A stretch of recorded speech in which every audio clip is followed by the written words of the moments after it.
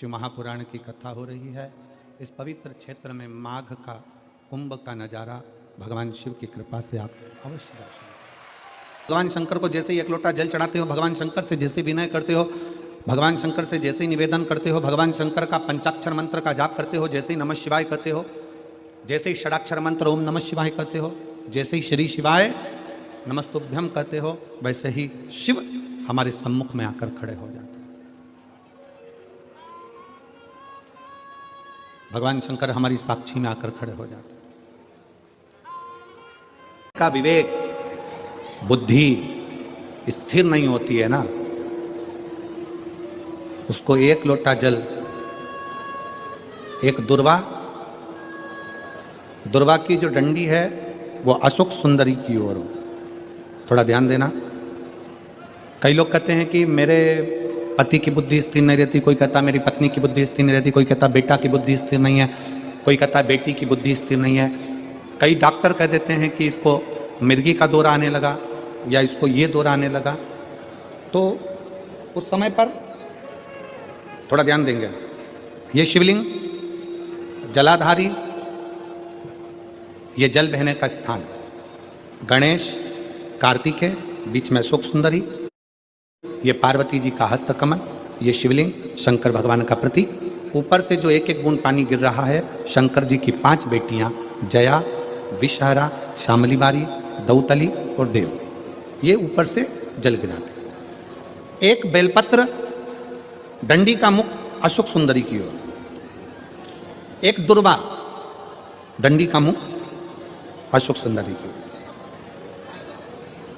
और जल चढ़ाने का स्थान 3।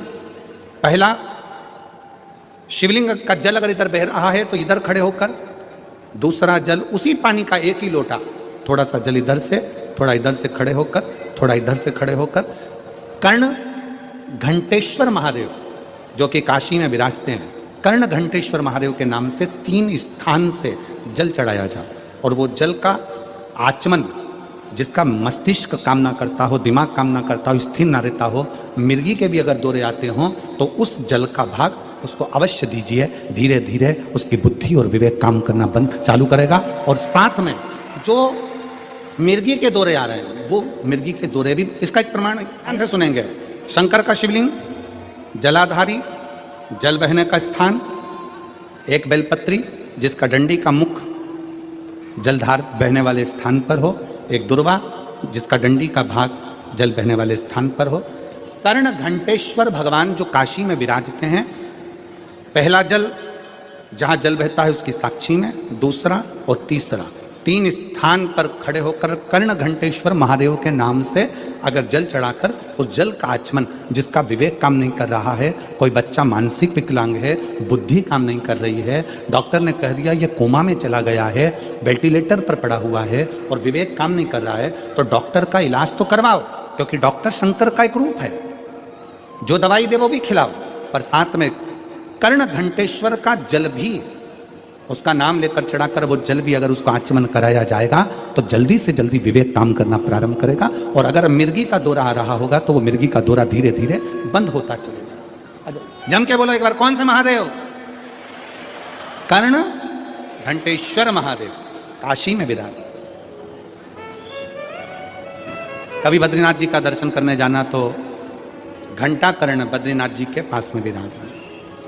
मुक्त होने का सबसे सुंदर तरीका है भगवान की भक्ति। भूख, भोजन और भय, ये तीनों भगवान की भक्ति से चले जाए। भय चले गया ना तो जीवन का सब कुछ हो। मुझे विश्वास है आप सूर्य को अर्घ देना प्रारंभ करिए।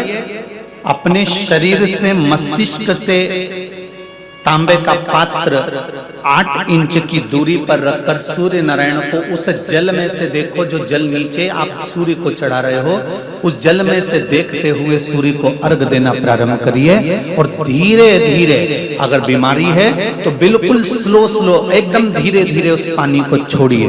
और पानी को छोड़ने के बाद आप बाबा का केवल सूर्य की आराधना, सूर्य को जल देना प्रारंभ कर दीजिए। 15 से 20 दिन कर देखो, धीरे धीरे शुगर और बीपी लेवल में आना प्रारंभ हो जाएगी। अर्घ तो दो, 15 दिन 20 दिन 1 महीना 2 महीना तुम्हें लगे किसी और वाला हमारा झूठ बोल रहा है, मत देना, तुम्हारे हाथ में ही तो लोटा है पानी का। भगवान ने आपको और हमको जन्म दे दिया, शरीर कैसा देना था ये उसको मालूम, हमारे पूर्व का कैसा कर्म था उसके अनुसार हमारा शरीर मिला। आपको और हमको जो शरीर मिला ये हमारे पूर्व के कर्म के अनुसार। आप सुंदर बनकर जन्मे, भगवान की कृपा है। आपके हाथ भगवान ने दिए, भगवान की कृपा है। आपके पांव भगवान ने दिए, भगवान की कृपा है। नेत्र दिए, भगवान की कृपा है। जिह्वा दी, वाणी दी, भगवान की कृपा है। श्रवण शक्ति दी, भगवान की कृपा है। बुद्धि दी, भगवान की कृपा है। शरीर कैसा देना था ये परमात्मा ने हमारे पूर्व का स्मरण कर कर, पूर्व के खातों को देखकर तब भगवान ने हमको दिया। यहां जितने लोग बैठे हैं, अगर आप में से किसी ने लोन लिया हो तो बैंक वाले पुराना हिसाब देखते हैं। यहाँ माइंस वाले बहुत काम करते होंगे तो लोन लेना ही पड़ता होगा, है?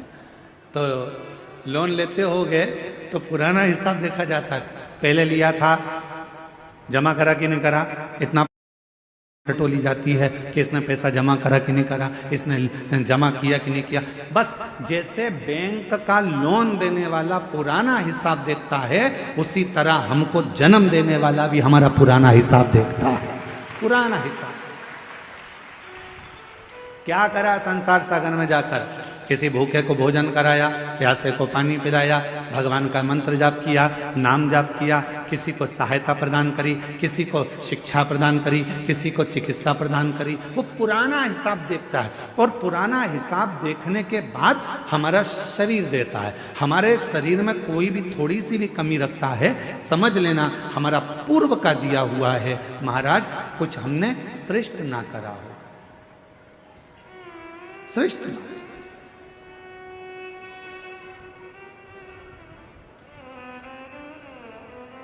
धृतराष्ट्र नेत्र नहीं है। एक बार भगवान द्वारकानाथ से धृतराष्ट्र ने पूछ लिया, क्या बता सकते हो कि मेरे नेत्र क्यों नहीं है? मैं इतना सुंदर जन्मा, मैं इतने बड़े राज्य का राजा बना, मैं इतना बड़ा नरेश बना, मैं इस हस्तिनापुर का राज सिंहासन संभाल रहा हूं और मेरे नेत्र नहीं है। आप बता सकते हो कि मेरी किस्मत ऐसी क्यों लिखी? भगवान द्वारकानाथ ने कहा, पूर्व जन्म में तुम एक सुंदर राजकुमार थे, एक हंस को देख लिया था, उस हंसनी को पकड़ने के चक्कर में वो तुम्हारे हाथ न आई तो उसके साथ में जितने भी लोग बच्चे थे उन सब के नेत्र तुमने हर लिए थे, इसलिए तुम्हारे नेत्रों को हरा गया। पूर्व का कर्म। कोई पिछले जन्म के अच्छे कर्म मुझे बाबा दे, पूर्व का हमारा कोई अच्छा पुण्य होगा, अच्छे हाथ पैर दे दिए। पूर्व का हमारा कोई पुण्य होगा, बोलने के लिए वाणी दे दी। पूर्व का अच्छा पुण्य होगा, देखने के लिए नेत्र दे दिए महाराज। और भगवान ने सब कुछ दिया, पूर्व का पुण्य। और फिर याद रखो, हमारे और आपके पिछले जन्म का कोई अच्छा कर्म होगा जो शिव महापुराण की कथा कच्चे गांव में दे दी, ये पुण्य है।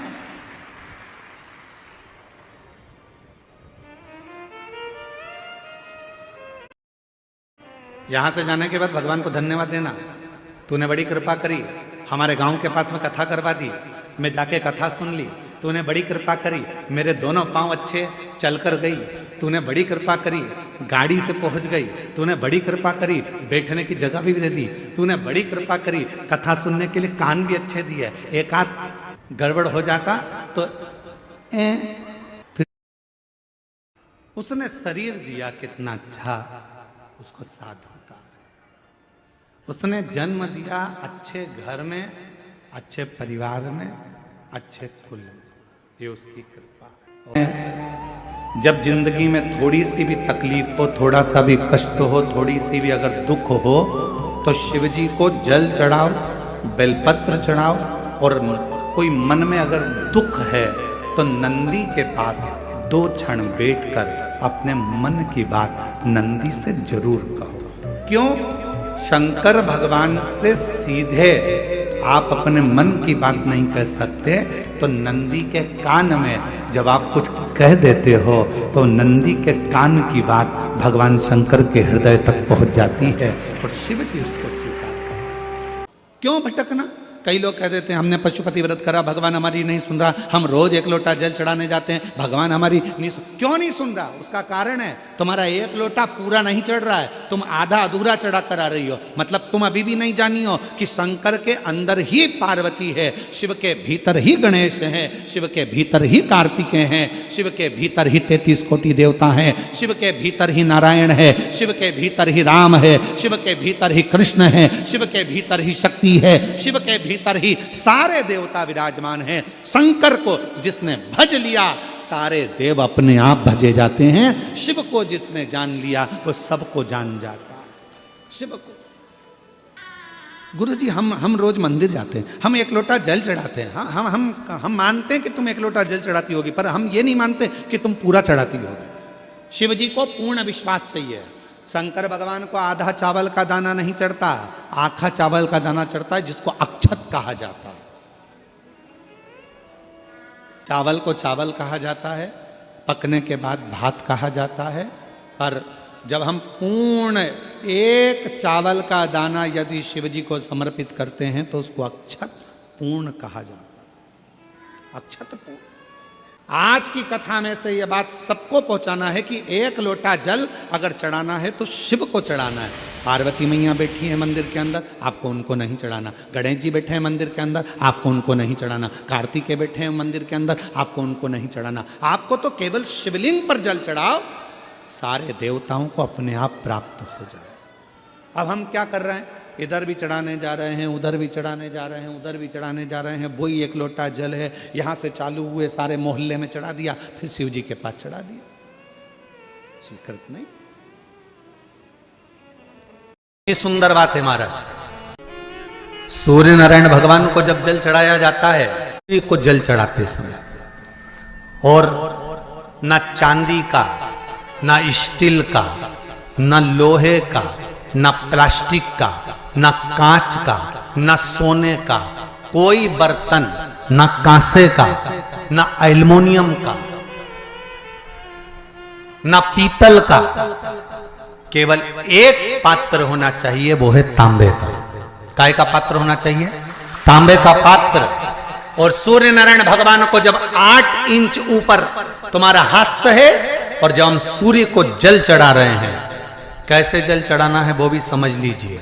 अगर कोई कैंसर का मरीज है, जिसके चेस्ट में कैंसर आ गया हो, लेफ्ट में, राइट में कहीं पर कैंसर आ गया हो, या कोई गठान आ गई हो, तो महाराज आप जल चढ़ाते समय उस जल की धार को सूर्य भगवान को जब चढ़ा रहे हो तो धार आपकी गठान की ओर जाना चाहिए, जिससे सूर्य की किरण उस जल में से आपके उस स्थान पर पड़े, उस जगह पर पड़े जहां पर गठान है। महाराज आप लगातार जल तो चढ़ाना चालू करो, अच्छे अच्छे डॉक्टर फेल हो जाएंगे और कह देंगे गठान ठीक हो गई। आपका लीवर और किडनी गड़बड़ कर रहा है, आप प्रतिदिन आपका स्वास्थ्य गड़बड़ रहता है, आप प्रतिदिन ये ज्योतिष शास्त्र के अंतर्गत, रत्न शास्त्र के अंतर्गत, ये रत्न शास्त्र, ज्योतिष शास्त्र, रंग शास्त्र जो हमारे यहाँ है, रंगों के हिसाब से ये जितने रत्न होते हैं, माणिक हुआ, मोती हुआ, नीलम हुआ, मूंगा हुआ, पुखराज हुआ, ये क्यों कहते हैं ये पीला है, ये सफेद है, ये नीला है, ये लाल है, इसको शरीर में क्यों पहनाते हैं? उसका कारण होता है कि जब शरीर में पहनते हैं सूर्य की किरण उसमें पड़ती है, हमारे शरीर पर वो कलर का इफेक्ट पड़ता है, उस कलर को शरीर पर लगता है, और शरीर पर लगता है तो हमारा शरीर धीरे धीरे, हमारी जो इंद्रियां हैं वो सही होने लगती हैं, काम सही होने लगता है। 5 स्थान बताए हैं, 2-5 मिनट में भी आपका ध्यान कितना केंद्रित होना चाहिए वो स्थान बताओ, कितना केंद्रित होना चाहिए। पहला, जिस समय पर तुम्हें समय मिले, तुमको लगे कि अब मेरे को भगवान को दीप लगाना, दिया लगाना, 5 स्थान पर तुम्हारे ध्यान की केंद्रता होना चाहिए। पहले नंबर पर दीप लगाते समय, जिस समय पर भगवान को आप लोग दीपक लगाते हैं, दिया लगाते हैं, किसी से चर्चा मत करो, फालतू की कोई बात नहीं होना चाहिए। दीप लगाता मतलब ज्योति को उत्पन्न करना, और ज्योति को उत्पन्न करना मतलब ज्योतिर्लिंग को प्रकट करना। दीपक की जो ज्योति है वो ज्योतिर्लिंग का ही प्रतीक है, ज्योतिर्लिंग का प्रतीक। इसलिए दीपक लगाते समय व्यर्थ की किसी से बात ना करी जाए।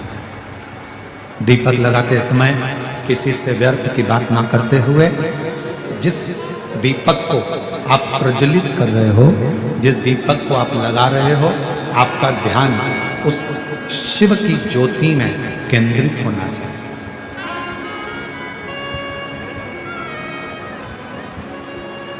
भगवान शंकर की ज्योति में आपका ध्यान केंद्रित, और शिव की ज्योति में जब आपका ध्यान केंद्रित होगा, भगवान शंकर की ज्योति में जब आपका ध्यान केंद्रित होगा, तब आप स्वयं भगवान शिव का साक्षीकरण 2 क्षण में करो। तो दीप जलाते समय चाहे मंदिर में दीपक लगाओ, चाहे घर के अंदर मंदिर में दीपक लगाओ, चाहे बेलपत्र के वृक्ष के नीचे दीपक लगाओ, चाहे आंवले के वृक्ष के नीचे दीपक लगाओ, चाहे आप घर के दरवाजे पर दीपक लगाओ। दीपक लगाते समय तुम्हारा ध्यान केंद्रित दीप में जो ज्योति है, ज्योति में जो शिवलिंग है, ज्योतिर्लिंग है, उस ज्योति का दर्शन करते समय अपने ध्यान को केंद्रित। दूसरा, भगवान शंकर को, सूर्य नारायण भगवान को, तुलसा महारानी को, बेलपत्र को, आंवले के वृक्ष को, पीपल के वृक्ष को, बट वृक्ष को, शमी वृक्ष को जब आप जल चढ़ाएं, तो जल चढ़ाते समय भी व्यर्थ की बातें ना करते हुए, जल चढ़ाते समय जल की जो धार है उस धार पर अपना ध्यान केंद्रित होना चाहिए। उस प्रेशर बढ़ाओ, प्रेशर, उस धार पर आपका जल की जो धार हो, उस धार पर आपका ध्यान केंद्रित हो। दीपक की ज्योति पर आपका ध्यान केंद्रित हो, जल की धार पर आपका ध्यान केंद्रित हो। तीसरे नंबर पर कहा गया, तीसरा स्थान जो कहा गया, जब भगवान शंकर के मंदिर में, देवता के मंदिर में, देवालय में, शिवालय में जब आप भगवान को प्रणाम करने के लिए, नमन करने के लिए नीचे झुके हो, उस समय पर आपका ध्यान भगवान के चरणारविंद में केंद्रित होना चाहिए। ये तीसरे नंबर का स्थान है। ज्योति, ज्योति, जलधार, चरणारविंद को नमन करना तीसरा। और चौथा स्थान बताया, नंदी के पास जब आप बैठो। हमने पहले भी कथा में कहा, जब कोई बहुत ज्यादा, बहुत बड़ा कोई तकलीफ, कोई कष्ट, कोई दुख, कोई परेशानी आपकी जिंदगी में यदि आ गई हो, तो नंदी के पास शंकर जी को जल चढ़ाने के बाद 2 मिनट, 2 क्षण, 1 मिनट, 5 मिनट, जितना मिल जाए, आधा मिनट, 1 सेकंड नंदी के पास बैठना चाहिए। नंदी के, और कौन सा स्थान बताया, तो कहा नंदी का जो पांव, आगे का एक चरण नंदी का उठा हुआ रहता है। दर्शन करें आप लोगों ने, किस किस ने करें, जरा हाथ उठाओ, करें सब लोगों ने। नंदी का आगे का एक पांव उठा हुआ होता है। तो नंदी, जब तुम कोई विषम परिस्थिति में हो, बहुत टेंशन में हो, बहुत तकलीफ में हो, बहुत कष्ट में हो, और बहुत ज़्यादा कोई डिप्रेशन में हो, कोई चिंता में हो, कोई बात अगर तकलीफ की है, तो नंदी का जो पांव उठा हुआ रहता है, उस पांव के पास में थोड़ी देर, नंदी के साइड में थोड़ी देर, 1 सेकंड, आधा सेकंड, आधा मिनट, 1 मिनट, 2 मिनट, 5 मिनट, जितना आप बैठो, और थोड़ी देर बैठकर बाबा की ओर ध्यान को केंद्रित करो और अपने मन की बात कह दो। वो चौथा स्थान बताया, मन को केंद्रित करने।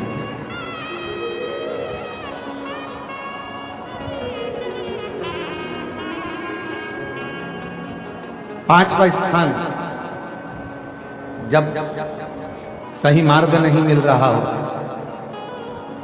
कोई सही रास्ता नहीं प्राप्त हो रहा हो, सही मार्ग नहीं मिल रहा हो, तो पांचवा स्थान, यदि मेरे महादेव के शिवलिंग के ऊपर जलाधारी लगी हो,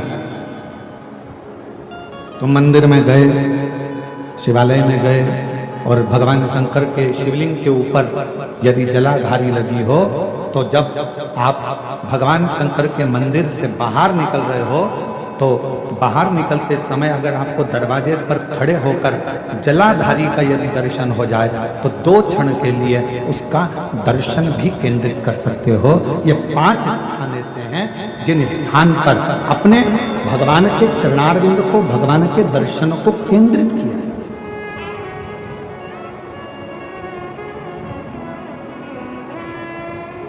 पांच सभी लोग बोलेंगे साथ में। पहला, जम के बोलो, जरा जम के बोलो, आवाज नहीं आ रही है। दीपक की ज्योति। दूसरा, जम के बोलो जरा, जल की धार। तीसरा, चरणों को प्रणाम करना। चौथा, नंदी के पास में, चरण के पास में बैठकर अपने मन की दशा को कहना। और 5वां, भगवान के ऊपर जो जलाधार। श्री शिवाय नमस्तुभ्यम। हर हर महादेव। पूज्य गुरुजी ने इस वीडियो में 4 जनवरी माघ माह प्रथम दिन वार रविवार की विशेष उपाय कथा और महत्व के बारे में बताया है। वीडियो को अच्छे से देखकर समझकर उन उपायों को भगवान भोलेनाथ के समक्ष सभी उपायों को करिएगा। जो भी आपकी प्रॉब्लम हो, जो भी आपकी समस्या हो, उन उपायों को अच्छे से देखकर समझकर उनको करिएगा। भगवान भोलेनाथ की विशेष कृपा प्राप्त करो। और जाते जाते चैनल को सब्सक्राइब अवश्य कर देना। वीडियो अच्छी लगे तो like, share and subscribe. Comment में श्री शिवाय नमस्तुभ्यम हर हर महादेव अवश्य लिख देना। चैनल को सब्सक्राइब करना ना भूले। जय श्री राम। हर हर महादेव। जय श्री महाकाल।